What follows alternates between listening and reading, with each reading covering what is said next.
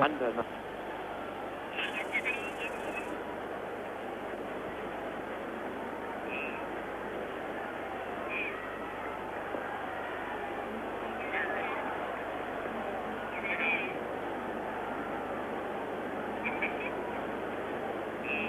Rabbit as such in the rest of the England batsmen to come yet.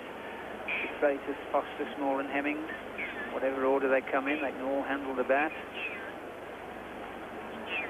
Such confidence in Alan Lamb's ability to nail down victories that seem over the horizon that, well, England will still be holding some pretty high hopes of winning.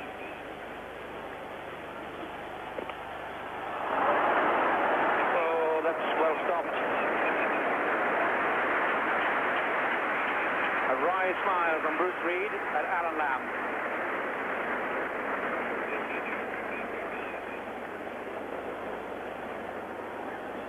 Great piece of cricket. Full toss, hammered back to his wrong side on the right. From a kneeling position. Oh. So England still need 46 from the ball comparative scores, but after 45 overs, Australia had scored 206 for 4, England 209 for 5. But a general dementia suddenly descends on batsmen from here on in. Will it descend on England today? Craig McDermott to Alan Lamb.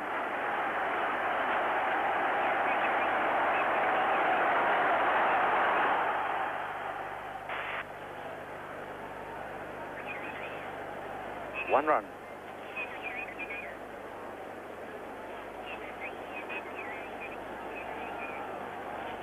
A little burst of unorthodoxy from John Emburey has never come amiss. Well capable of it. Difficult man to bowl to, such a little backlift. He stands still, he watches the ball. Immensely strong.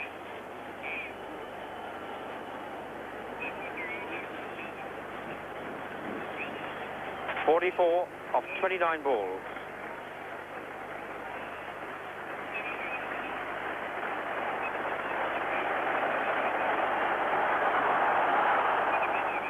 Oh, it's gone in the air, it might be caught.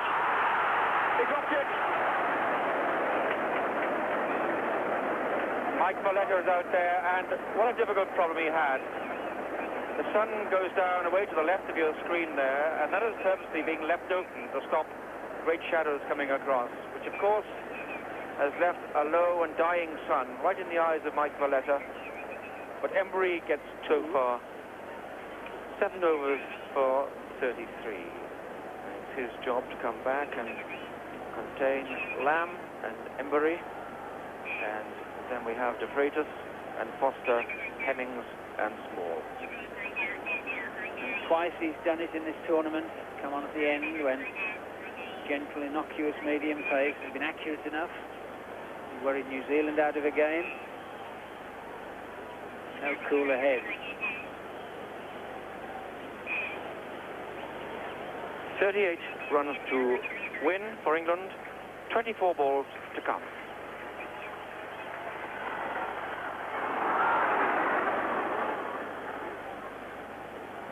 And Lamb just deceived by the low bounce there. It was short, and Steve Waugh knew that. He's taking a look at that foothole and thinks, well, I was lucky to get away with that. It was quite short, but just moved a bit and got Alan Lamb tucked up.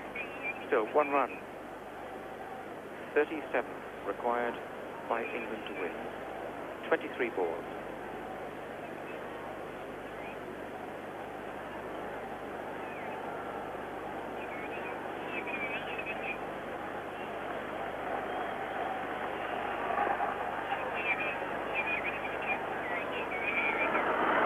First bounce to deep mid-wicket. 1 run. The value of Emburey, Tony, in a position like this. He stands so still, he just doesn't flail wildly as he's being watched very closely there by Laurie Brown and teammates. He stands still and watches the ball, always gets back on ball, and that's so essential. He mustn't waste a single delivery. Steve Waugh to Alan Lamb.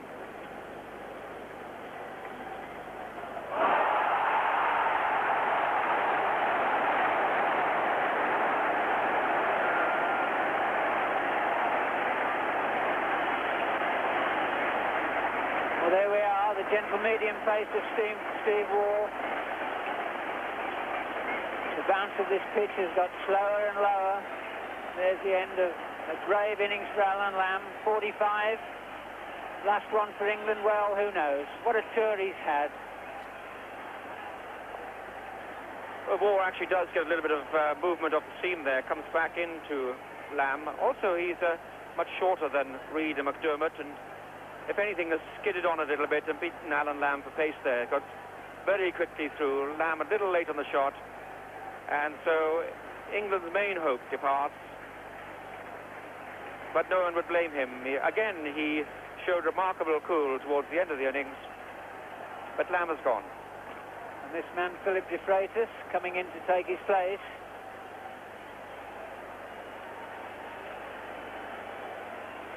See Alan Lamb's innings again, bowled by Waugh for 45. Going to the pull off the front foot. And de Freitas, he's unleashed a few thunderbolts with the bat on this tour. Not too many, though.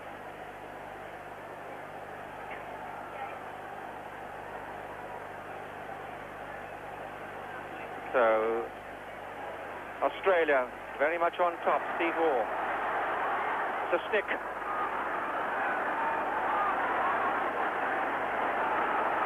It's 2 for de Freitas.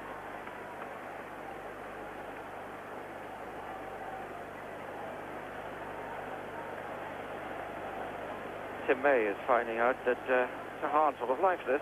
It's only a 50-over contest. Bit of festival feeling, but there's a lot to play for.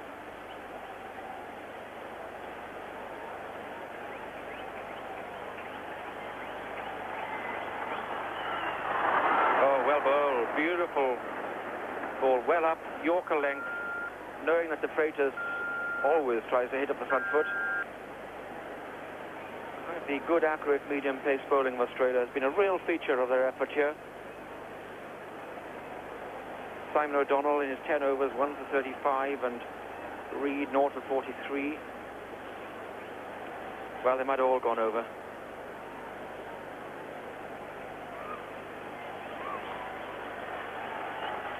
Another good ball. Very well bowled. Oh, that's high class.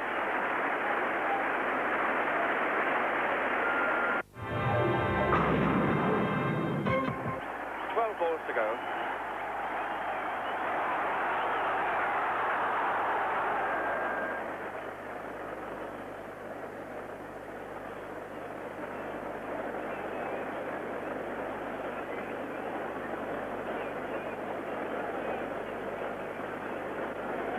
Balls, I'm sorry. Now 17.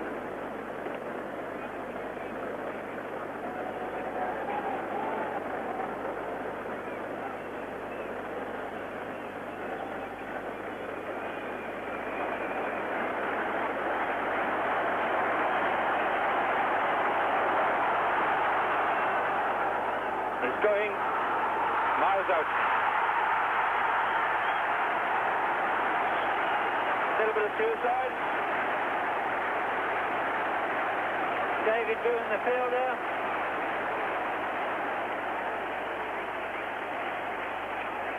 Little doubt now whose sympathies the crowd they're with in Australia. John Emburey, a brave try, but having to take what turned out to be a fatal risk. Hitting it fairly hard, but you just can't afford a dot ball. McDermott, virtue of pitching it up, restricts the area that Emburey can hit it in. Good pick-up by Boone. Good throw. And McDermott does the rest.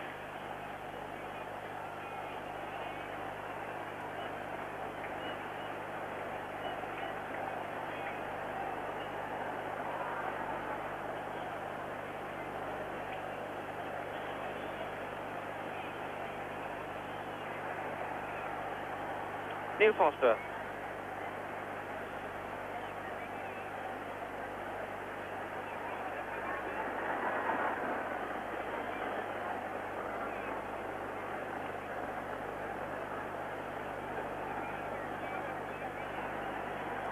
34 runs, 16 balls.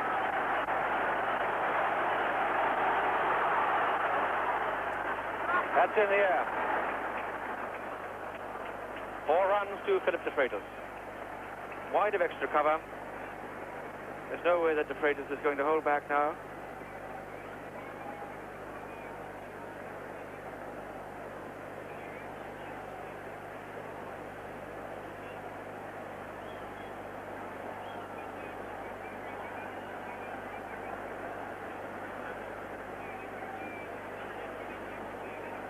Runs to win off 15 balls.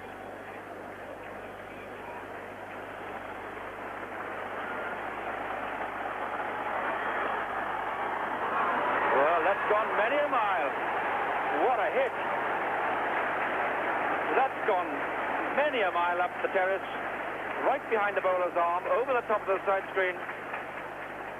Well, what a blow that was by de Freitas. 6 runs, the target reduces to 24, now required off 14 balls. Well, thunderbolts we said he could unleash. Just look at this one.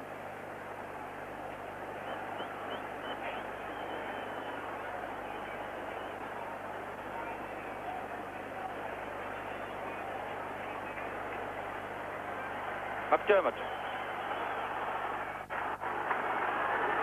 Another 4. Mid-wicket. 4 runs. Well, this is astonishing. Absolutely amazing. And this 90,000 crowd are getting the entertainment they so patiently waited for right throughout the day. 90,000 impartial viewers are at least having a game that's worth seeing, and a tremendous finish. 20 to win, 13 balls.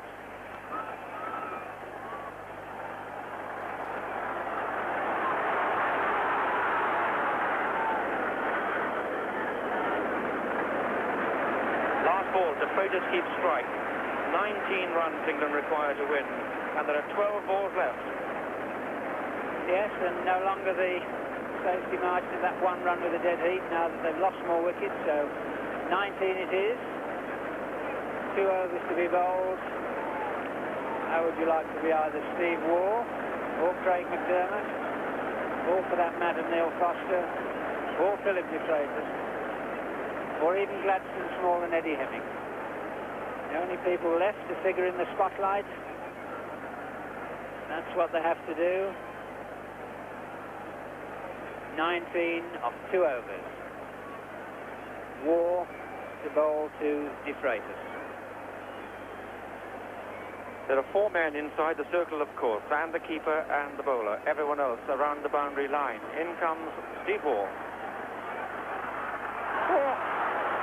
Well, that all but bowled him. I don't think de Freitas is going to hang around here. Well,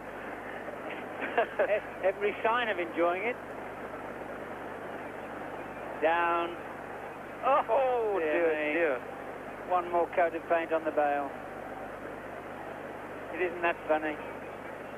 1 ball gone, so it's now 11 balls. 19 wanted.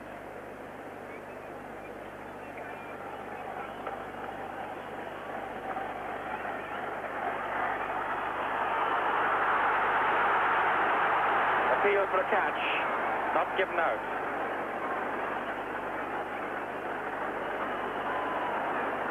Everyone waits. Alan Board has had a word with the umpire. Appeared to be an inside edge, or so the Australians thought. Whether it carried or not is doubtful. Square leg umpire, who, to get out of the sun, has gone over to point. He made no signal. So umpire Gupta could do nothing else but rule the catch out. Steve Waugh, normally phlegmatic, very disappointed. De Freitas, I don't know.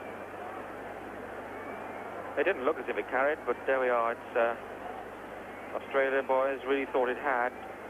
19 to win, 10 balls. That could be out. Yes, it's caught.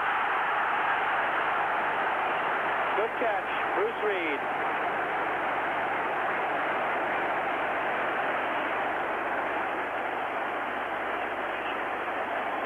De Freitas scored a marvellous 17, but he's gone now, caught by Reid at long off the bowling of Waugh.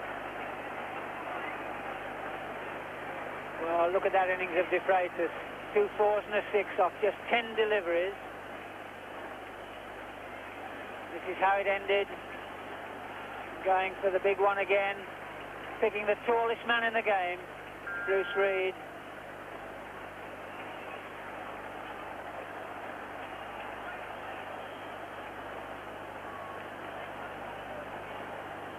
Reid catching it in that typical, familiar Australian reverse hand take.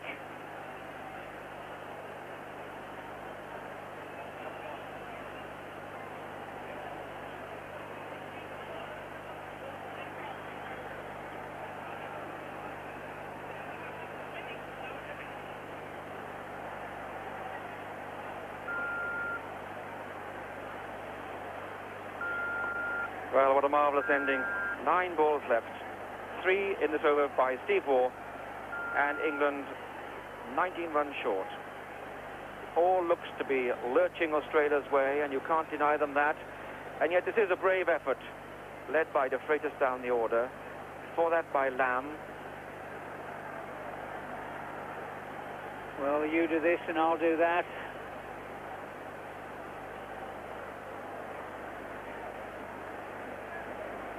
There is one more man padded up. Bless him. And that's Eddie Hemmings.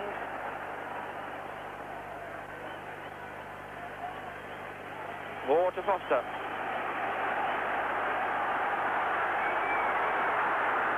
Leg by.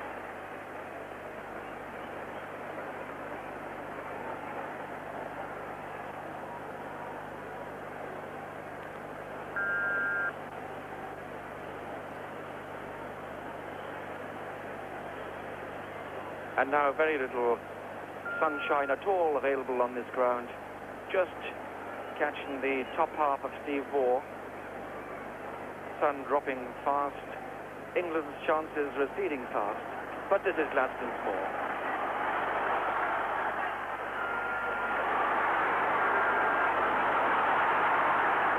Oh dear, Gladstone, where are you going? It's Sunday, Calcutta. World Cup final. 1 to Gladstone's ball. It was in the air. First bounce to Reid. 17 to win. 7 balls left.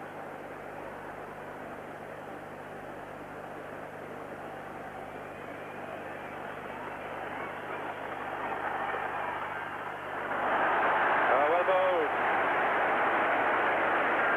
Very good bowling by Steve Waugh, the in-drifting Yorker. High court end. 6 balls left in this innings, 17 runs to make Gladstone Small the batsman.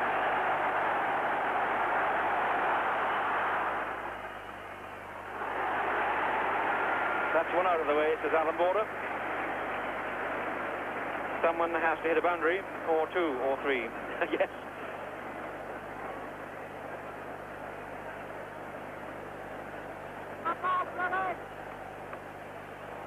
Oh, well, that's going back and over, I'm afraid. Back a ball, rather. This is Neil Foster.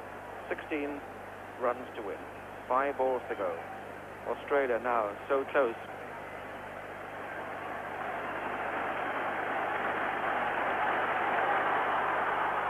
Gone somewhere. Mid-wicket.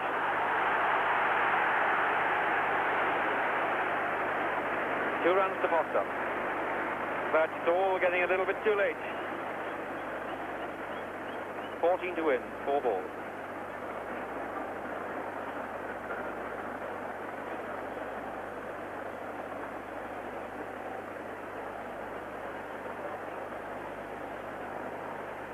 In case you want to know the score, it's 240.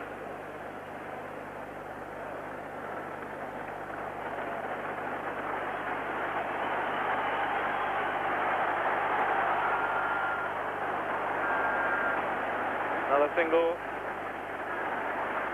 and that's in vain, I think. Now, 3 balls left, and you don't have to be a betting man to fancy Australia now. Well, you've only got to look at the wides and no balls handed over by England. Australia gave some overthrows back, but really some of the England batsmen will look at the final decisive margin and just wonder how they got out, why they got out, when they got out. That's one-day cricket. Australia now on the verge. Just a single.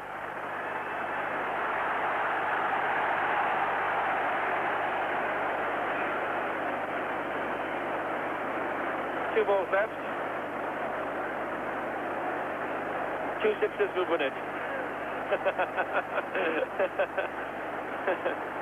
sixes would win it and have Craig McDermott, I think, reaching for the razor blades. Well, let's not forget no balls. All things possible, but Australia are now 2 balls, or maybe 1, from victory.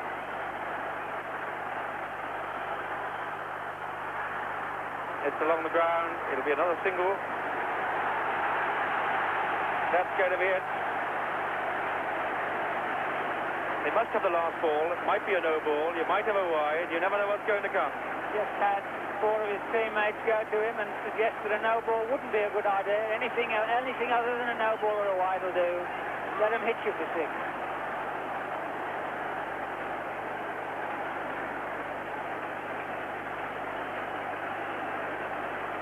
So really all over.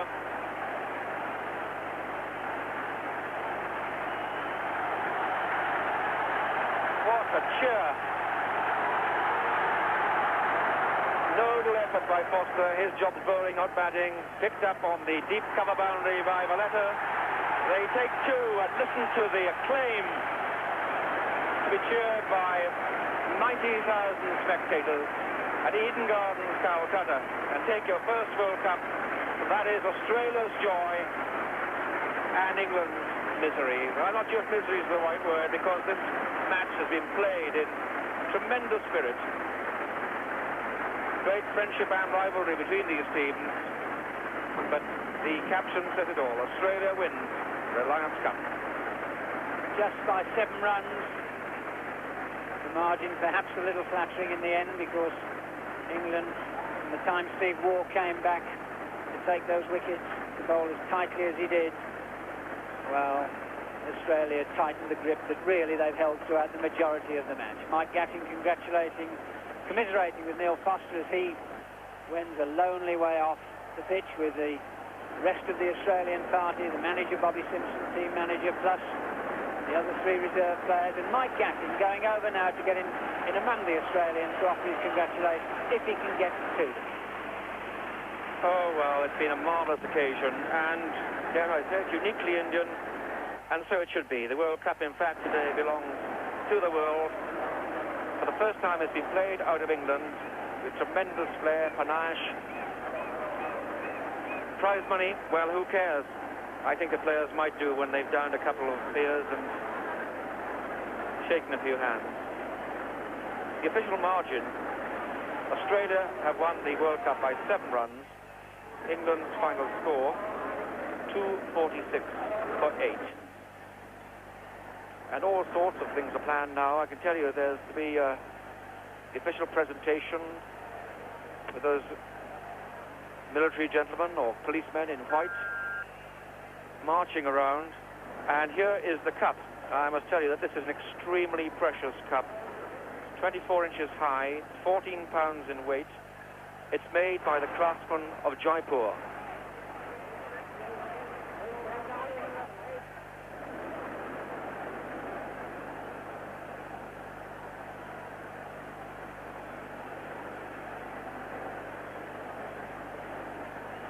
The cup is gold plated, 24-carat gold. Underneath is pure silver. Really is a tremendous work of craft. The crown on top, the Reliance logo, is in pure diamonds. And then around the body are the 8 inscribed flags of the participating nations. A truly wonderful trophy to win. In fact, the trophy will always stay here in India, but a wonderful replica is going to go with the Australians back to Australia.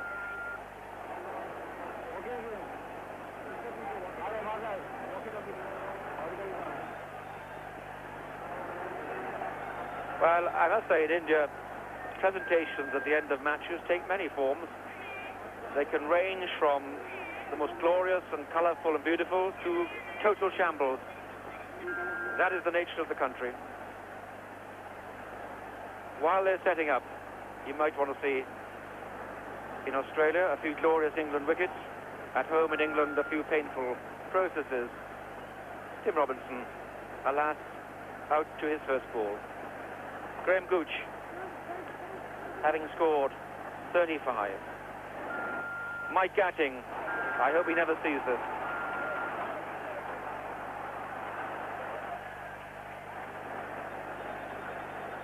And that's Bill Affy.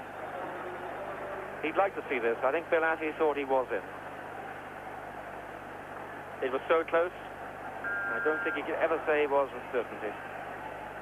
In the hands, through the stumps, looked out. Paul Downton trying to win the game on his own in the middle of the order. Hit the toe end of the bat. Simon O'Donnell, the catcher.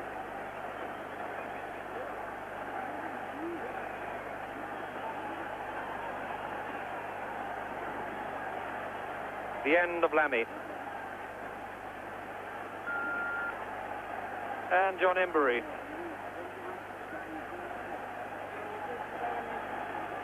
Even a man as experienced as Embury set off on a blind man's mission. De Freitas. And there we are.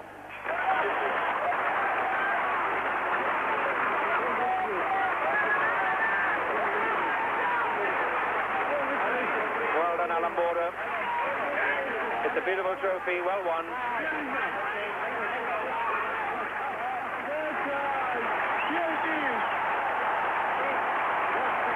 And this moment really crowns a marvellous World Cup played in India, in Eden Gardens, Calcutta. It's a fabulous stage for a very rich prize.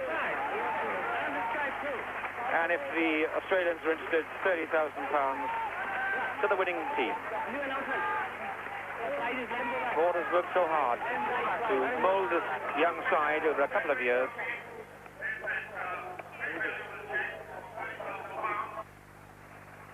Well, what a great moment for Alan Border and his team.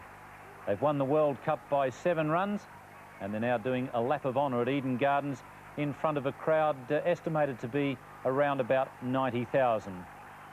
Victory by 7 runs in the World Cup of 1987 to Australia, defeating England, and they win £30,000 for first prize, which with the exchange rate as it is at the moment is plenty of spondulic. Man of the Match award going to David Boone, and he really set Australia on the right path with his fine innings of 75. So the Australians once again batting first and making a good score, and they would be delighted.